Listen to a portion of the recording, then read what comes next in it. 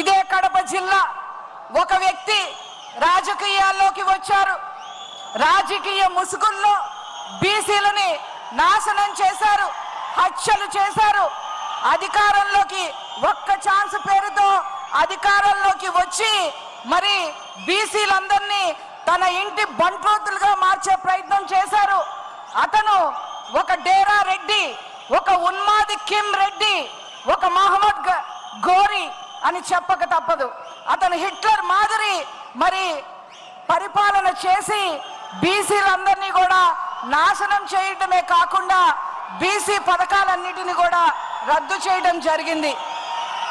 అలా కనుక తీసుకున్నట్లయితే కొన్ని విషయాలు నేను చెప్పదలుచుకున్నాను.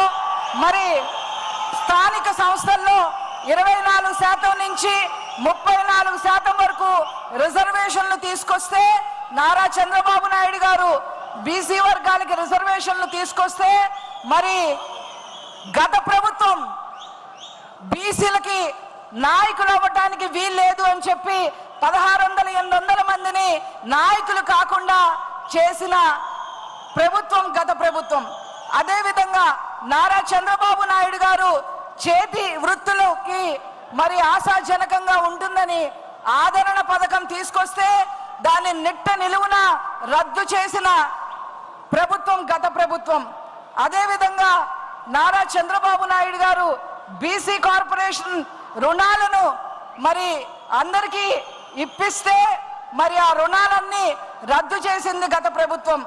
అదేవిధంగా 100 కోట్ల సప్లా నిధులుగా మరి తీసుకొచ్చి బీసీలను నారా చంద్రబాబు నాయుడు గారు ఉద్ధరిస్తే మరి అవన్నీ దారి మళ్లించింది గత ప్రభుత్వం. అదేవిధంగా చంద్రబాబు గారు మొదలుపెట్టిన బీసీ భవనాలు కానీ కమ్యూనిటీ హాల్ కానీ ఏవి కూడా గత ప్రభుత్వం ముందుకు తీసుకెళ్లలేదు. విదేశీ విద్య సైతం మరి పక్కన పెట్టింది గత ప్రభుత్వం.